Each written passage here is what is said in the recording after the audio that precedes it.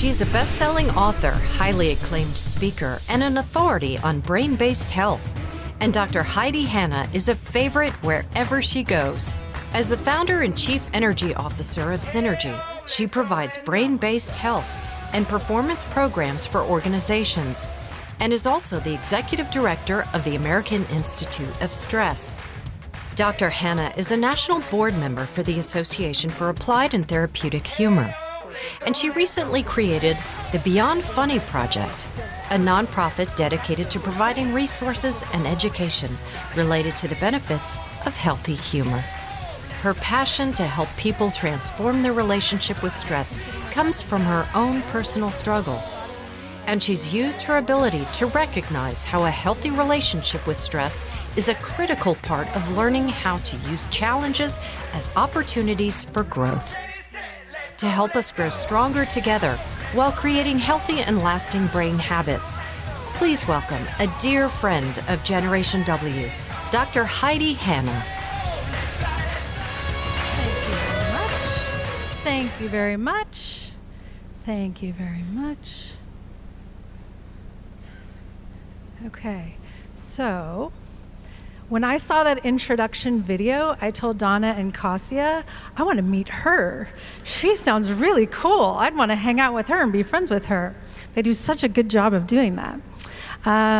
It is so great to be back with all of you. This is actually my third time at this conference, and I am not local. I came in from San Diego. Turns out I just learned I'm not the only one. We're going to have another speaker later who also came in from San Diego, who has an amazing, amazing story. So before I get into my content, I just have to say that when Dr. Johnson says to go shopping, I take that as an invitation. So I went shopping out in the hallway and just want to say I am wearing my art. I think it is stunning, don't you? It looks nice with my blue dress. And now I'm going to take it off. And you'll know why in a second. Because actually, for the first 15 years or so of doing this, I would never show my arms because I felt like I was too big, too tall, too big, too muscly. I was a softball pitcher in college, and so I would always hide my arms. But earlier today when I was walking by, Mr. Donna said that I was rocking this dress, and so I thought I should show you all my fabulous dress and my fabulous arms. And I'm owning it because I can, because we're at this conference. Thank you very much. Thank you, thank you, thank you. So this time I get to talk about something that is one of my favorite topics. And by the way, if you get to know me, you'll know I say that pretty much every time, because there's a lot of things I love talking about. I talk a lot about stress, which I know sounds weird, but I love stress because it's just this really interesting topic that we all talk about, but none of us really know what it means or are clear about how it impacts us. So I do like talking about that. I also love talking about the brain. And this afternoon, I'm going to get a chance to do a breakout session actually talking about your brain, which I believe is your most valuable resource. And most of us don't recharge our brain enough and effectively enough. In fact, I brought kind of my recharge strategies up here with me, and I'm glad that the session before me talked about vulnerability because I wasn't planning on doing this. But when I was sitting over there listening to all of these amazing speakers getting more and more nervous and having all of these negative thoughts about how I could never live up to all of these incredible speakers, I felt like I needed to have my security blankets with me. And one of those, if you've been here before, you might recognize is my little Melvin the monkey. And when you squeeze him, his heart pops out. I'm going to tell you something I don't usually tell people. We actually call that in my inner circle a heart on. If you say it fast, it's kind of funny. Yeah. So there's that. I also will tell you that since the last time I was here, I have been carrying my Melvin monkeys in my GenW bag, which is awesome, so I always have that with me.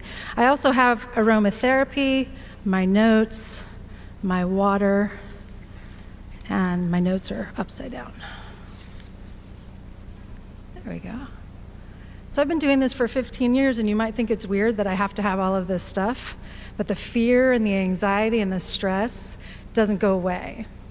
And I thought because of the theme of all of this, it would be helpful to share that. And the way we started this morning was that if we're going to be transformational leaders, we also need to know that we feel the fear and the anxiety, and we do it anyway. And that's been a big part of my journey. I hear my voice already starting to get emotional about this, but my two biggest fears are actually public speaking and flying. And I told you I'm not local, so I've done both of those recently. And the reason I do that is because the passion that I have for this topic and for the people that I get to connect with is so powerful. It's bigger than me. And the more I open myself up and share my own struggles with an anxiety disorder since I was about 10 years old that actually caused me to start fainting. I went to a lot of different doctors trying to figure out what was wrong with me. And it was all anxiety induced. So of course, what did they say? It's all in your head, or it's just stress. And a 10-year-old child learning that it's too much stress is pretty stressful, right? So I have decided to walk this path and do things that terrify me because I know that there are other people out there who have things happening to them and they feel like I have all of this information. Why am I still getting hijacked by my own brain or my own body? It's so confusing. And when we share those experiences and we hear other people saying, I've had that experience as well, there's nothing more powerful or bonding than to know we're going through something difficult together. In fact, I'll share with you that one of the coolest nuggets in research I feel like that we've learned recently is that when we experience something challenging with other people, it actually helps our brain to get stronger. So the chemical cortisol, which typically builds or breaks down our brain and makes our brain atrophy, when we have cortisol plus oxytocin, it makes our brain stronger. And as women, we have this natural ability to actually have more oxytocin in our system. It's why we need to really lean on each other and communicate with each other so that when we're going through something difficult, we can know that we can do this together. And it's gonna help us to be healthier and happier. And so what I wanna spend the next few minutes talking to you about is one of the ways that I have really leaned into to help me to actually do that. And it is healthy humor. So I do have a few slides that I want to share with you. Also, by the way, if you want to write down how to connect with me, please feel free. But I never, ever put up handles during a talk because I'd really rather you just hang out with me for the next few minutes. So please don't feel like you need to be doing anything other than just being totally present. So why do we need humor at this moment? Well, I'll give you a couple of reasons. Number one is we're dealing with this serious stress mess where we tend to say, I'm stressed, and we brush it off into a bucket and we pretend like it goes away, but we carry it around on our back all day long, and it's impacting us and it's spilling out to impact the people around us. At the same time, we are being pulled in so many different directions. And so if we're not careful, we can find ourselves getting hijacked by our own brain. I don't know about you, but I wake up in the morning wanting to be patient, loving, and kind. But when the first thought that comes to mind is, I don't have enough time to get it all done, my husband will tell you that's not really how I show up.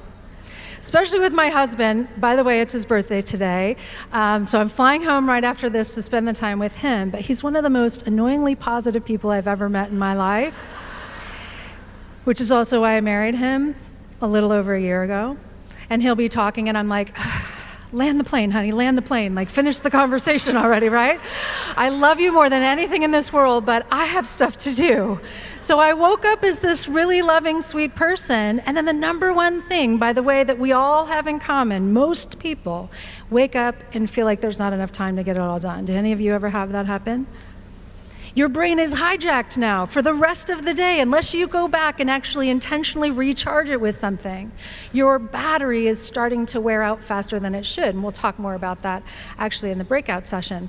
But we need a way to recharge ourselves, and healthy humor turns out to be one of the best ways to do that. So I want to talk a little bit about what humor is, and I pushed the button too fast. So we're going to try to go back a little bit. Okay, So some different definitions of humor. The first one is a comic, absurd, or incongruous quality causing amusement. So humor is not about joke telling. You don't have to be funny to see funny. In fact, just seeing things as ironic or interesting or amusing is going to give you all the benefit. So don't worry. You don't have to try to tell jokes or tell a funny story to find things funny. And I find stuff funny all the time. Works really well for me. It's also a mood or a state of mind. And my favorite is it could also be bodily fluid. Now that's funny to me because that's such a weird thing that fits with these other things that I find that amusing. But that's my kind of humor. We also have comedy. And you might wonder what comedy is. In my bio, it mentioned I'm part of a group called the Association for Applied and Therapeutic Humor. And our conference is actually going on right now. And I'm missing it because I committed to Donna a couple of years ago. And as you all know, Donna is very convincing. And when you say yes, you show up. So here I am, talking about healthy humor, so it works out really well. So one of the things I've learned by actually studying humor is that oftentimes what we find funny are the challenges we go through. So Carol Burnett has said, as many other comedians have said, that comedy is tragedy plus time. Because a lot of times it's what's really painful that we can learn to play with a little bit, that we are then able to laugh at. But very important to understand that how we do that is critical, meaning that we're not laughing at other people. And also as women, I want to tell you, it's very important that we're not laughing at ourselves. We can laugh at what we do, but we should never laugh at who we are. And that is really important. There's a study that came out recently that said when women use humor at work, it's seen as negative, and when men use it, it's seen as positive. And I'm actually working on an opinion piece about this to clarify actually what's going on, because there are different humor styles. And if I'm in front of a group, which oftentimes is 90 or more % men, and I get up here and put myself down, they don't find that funny. In fact, they're expecting me to show up and be confident.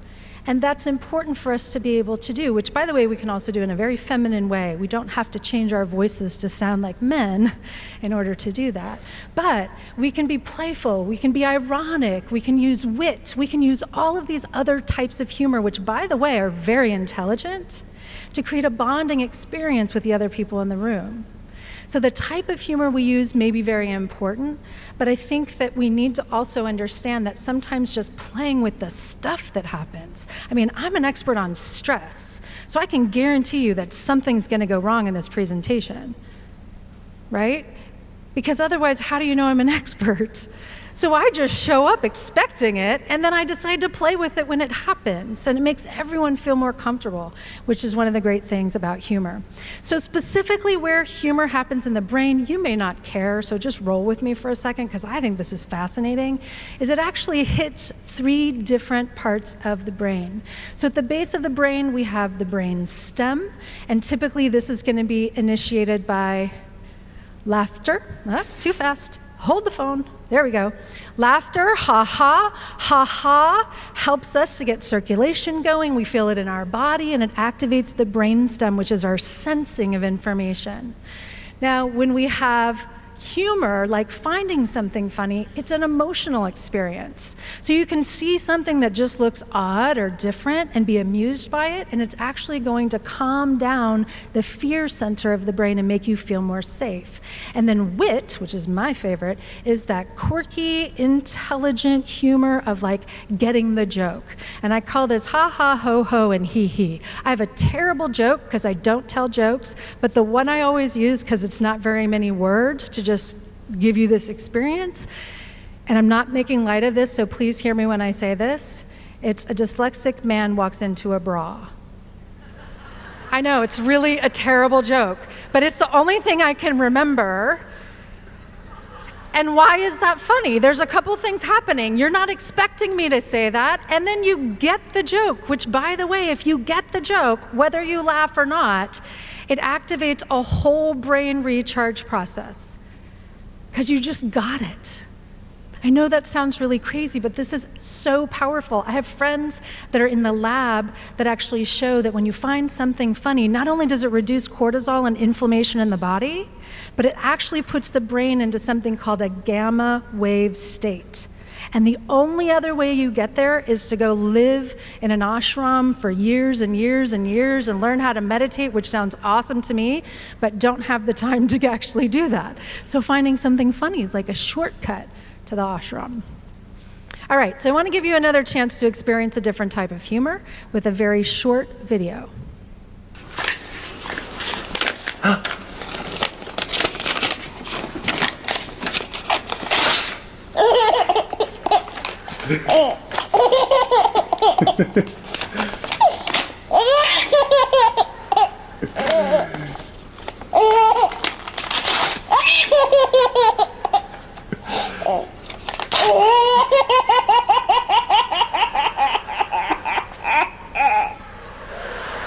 So good, right? So I don't have a lot of time with you, and if I was super focused on time, I would say skip the video because I have too much stuff to say. But what happens when we take a few moments to just experience joy and amusement and pleasure and happiness and humor? It lifts the whole energy of the room, and it's not about me being funny, it's about us seeing funny and sharing that experience together. Now here's another one someone sent me recently, which of course I love because it's all about the brain. See if you get it. Do you get it? Brain freeze, brain freeze, brain freeze. Right? So good. So if we're going to talk about humor, I have to mention unhealthy humor. Unfortunately, anything that's powerful can be used for bad purposes.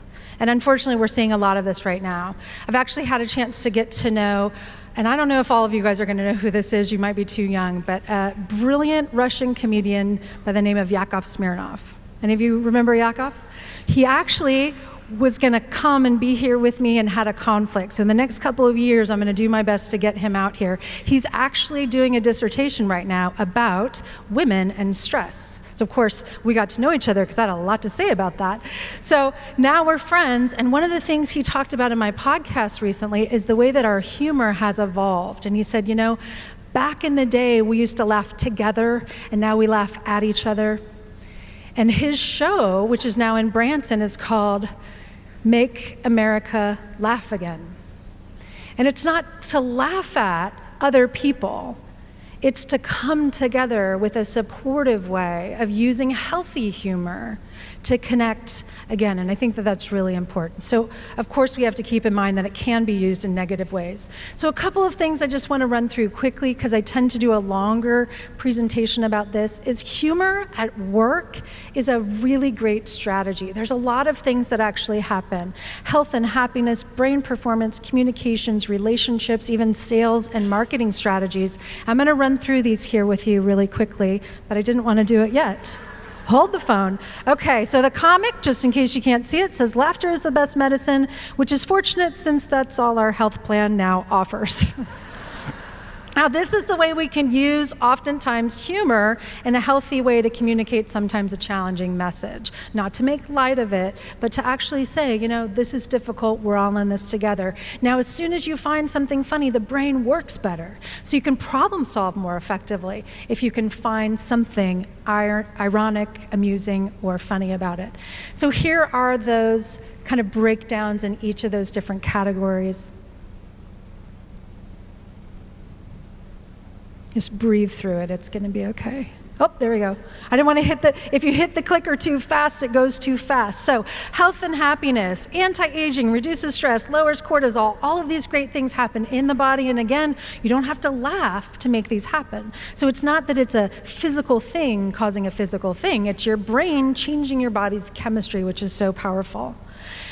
Brain performance, so your brain works better. You remember things more effectively. Because those stress hormones are coming down, you can navigate things more effectively. The human brain is awesome. It functions 24 hours a day from the day we're born and only stops when we're taking an exam or falling in love.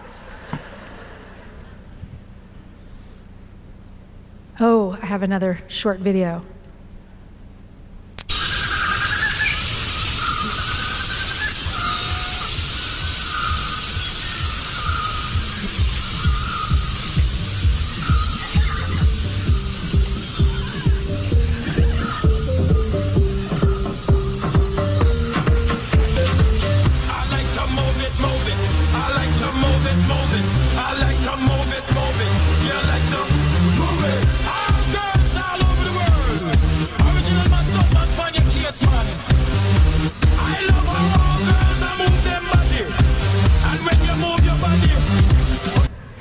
was trying to click it, but the monkey didn't want to get off the screen. It was like, stop.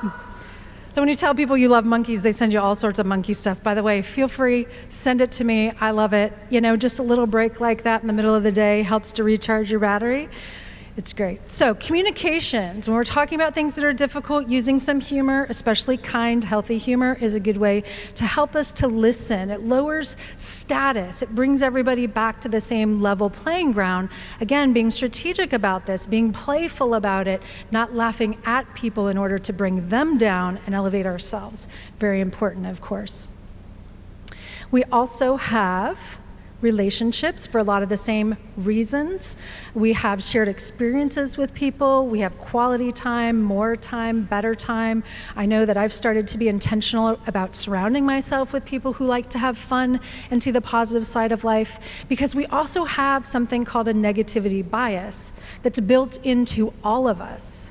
We have 5 times more negative, fear-based circuits in the brain than positive. We pay attention about 80% more to the negative things than the positive things.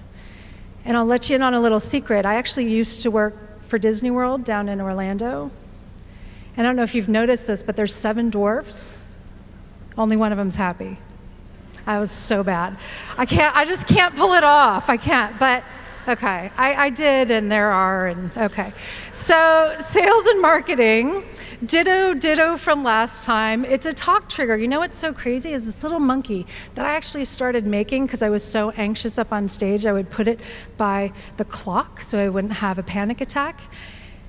And then I'd be traveling and I'd see someone else struggling and I'd give it to them and I'd share my story. And now I go and I do media and I'm on the news, and I did a segment last year. And I had the monkeys with me because I'm holding them underneath. You'll never see my hands on the news because I'm always rubbing the monkey's butt. And and the news anchor, after the commercial break, came back and he's still hanging out with the monkey. And he's like, wasn't that just the greatest segment? I mean, doesn't she just make you feel so calm? And I'm like, oh my gosh, if they only knew, right? So when we use humor and play and amusement and all of that and allow ourselves to be vulnerable with other people, it gets sticky. People remember it. Think about the commercials that we remember the most from sporting events. They tend to be those that are funny. Okay, I got one more video, and I think this makes a perfect point of pulling all of this together and all of those different things that I was just sharing with you.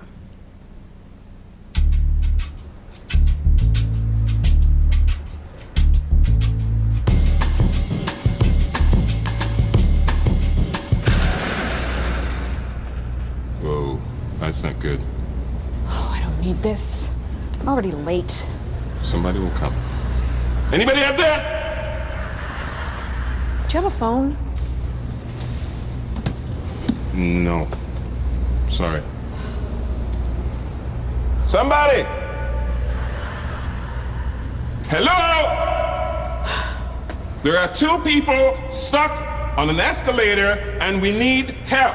Now, would somebody please do something? Help!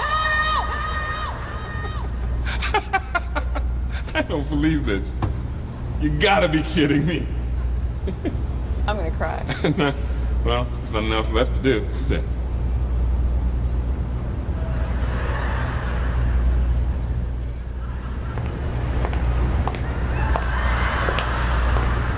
Hello? Hey, don't worry about it. I'll fix it in a second. He said he can fix it. All right. All right. That's more like it. He says he can fix it.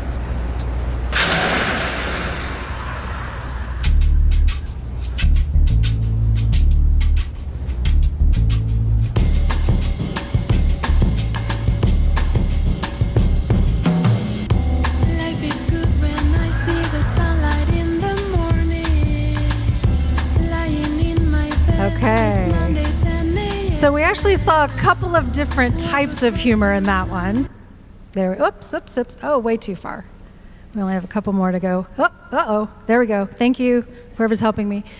Couple types of humor in there, but it made an important point, right? We can all relate to that. It was funny, but it also made an important point about the way we are in, society today and things like that. But there's also, one of my favorite things, anticipatory humor. And I could feel it in the room because you start to predict what's going to happen. And when you get it right, didn't it feel good? I knew the second escalator was going to stop. I totally knew that. I totally saw that coming. You feel people starting to get excited about that. So this is brain recharge. It's one of the best things that we could actually do.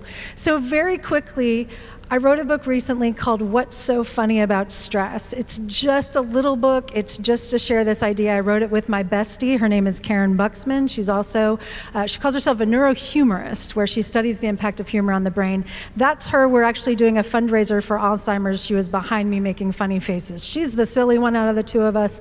I'm kind of more the nerd.